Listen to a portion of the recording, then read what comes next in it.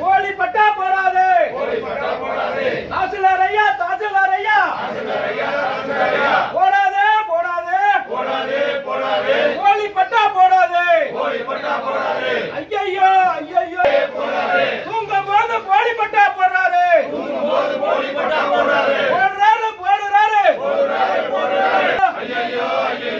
நடக்குது நடக்குது, அநியாயம் நடக்குது, வேண்டும் வேண்டும், போடாதே போடாதே, கோழி பட்டா போடாதே, சுதந்திரத்துக்காக போராட்ட பட்டாவை கோழி பட்டா போட்டு பேர் மாத்துறாங்கன்னு சொன்னாங்க. நியாயம் வேண்டும் வேண்டும் வேண்டும், போடுறாங்களே கோழி பட்டா போடுறாங்களே, கொல்லாதே கொல்லாதே, சுதந்திர போராட்டத்தோட தியாகியை கொல்லாதே.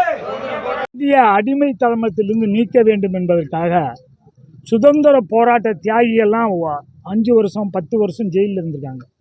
அது மாதிரி திருச்சியில் செல்லசாமி செட்டியார்னு ஒருத்தர் 6 வருஷம் ஜெயிலில் இருந்திருக்கு. அவர் சுதந்திர போடுறதுக்காக 1 ஏக்கர் நிலம் கூட வாங்கிக்கல. எல்லாத்துக்கும் 5 ஏக்கர் 6 ஏக்கர் 7 ஏக்கர் கொடுத்தாங்க.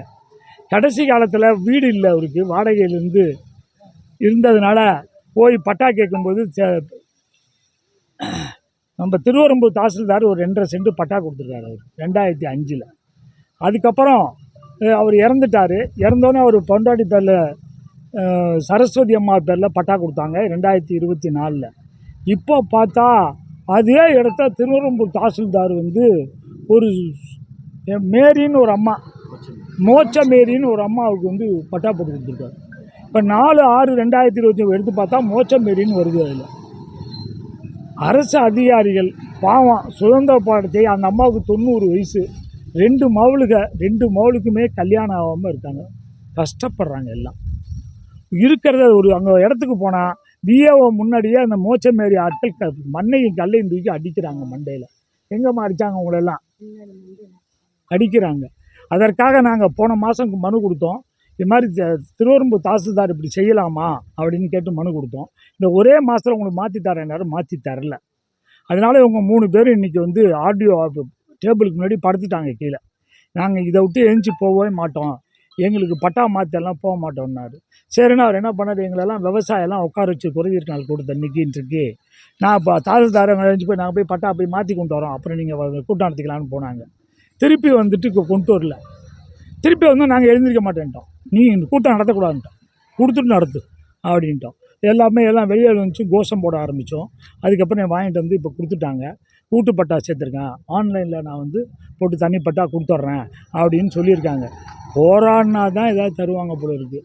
ஆனால் என்ன இப்படியெல்லாம் பண்ணுறவங்க மேலே அரசாங்கம் நடவடிக்கை எடுக்க மாட்டேங்குது. அதனால் பார்ப்போம் சீக்கிரம் வருதான்னு, இல்லாட்டி முதலமைச்சர்கிட்ட போய் அங்கே போய் அவர் ஆஃபீஸ்லேயே செக்ரட்டரியேட்லேயே எல்லாம் படுத்துக்கலான்றது.